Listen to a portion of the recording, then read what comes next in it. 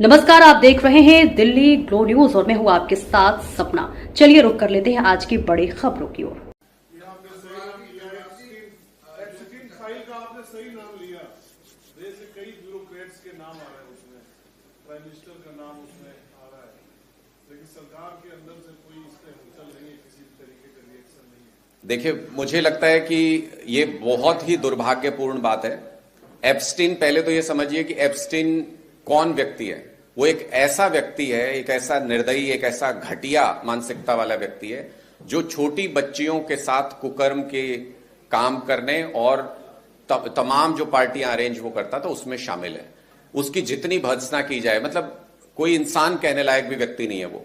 मैं ये सोच के बहुत परेशान हो जाता हूं कई बार कि हमारे देश के प्रधानमंत्री, भारत के प्रधानमंत्री का किसी भी मायने में ऐसे किसी व्यक्ति के साथ नाम का जुड़ना जो बच्चियों के साथ कुकर्म का दोषी हो, जिसके ऊपर इतना बड़ा आपराधिक आरोप लगा, जो साबित भी हुआ, ऐसे किसी व्यक्ति के साथ प्रधानमंत्री जी का नाम जुड़े, ये बहुत ही दुर्भाग्यपूर्ण है। इस पे सरकार को स्पष्टीकरण देना चाहिए। लेकिन उसके एवज में क्या करते हैं?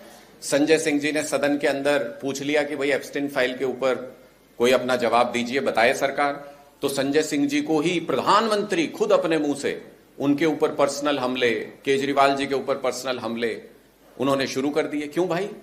ऐसा क्या दर्द है? एप्स्टीन फाइल का नाम ले लिया तो क्यों इतने परेशान होते हो? इसी से पता चलता है कि जो कई अनसुलझी गुत्थियां हैं पिछले कुछ समय से, देश के लोगों को आज तक नहीं पता चला कि जब हम युद्ध जीत रहे थे पाकिस्तान के साथ तो हमने सीज फायर क्यों कर लिया। तब भी लोगों के मन में संदेह था कि ऐसा अमेरिका के पास क्या है कि वो वहां से ट्वीट करके अनाउंस करते हैं और यहां प्रधानमंत्री को वो बात माननी पड़ जाती है। अब जब ये ट्रेड डील हुई है, देश के लोगों के मन में फिर से यही है, अरे कोई भारत का तेल मंत्री कोई ट्रंप थोड़ी है जो वो वहां से आदेश दे देगा कि हम रशिया से तेल नहीं खरीदेंगे। ये काम मोदी जी का है।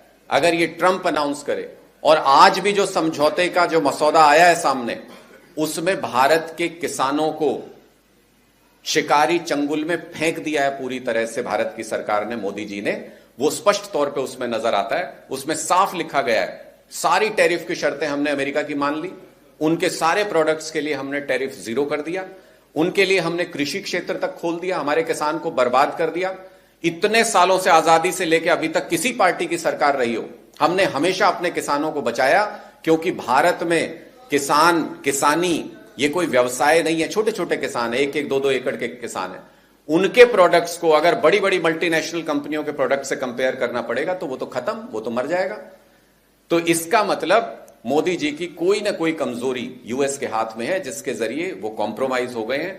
हम ये बहुत गंभीरता से ये आरोप लगा रहे हैं। देश को इस विषय में चिंतन करना चाहिए। लोग इस बारे में सोच रहे हैं कि अमेरिका के दबाव में देश के प्रधानमंत्री काम कर रहे हैं।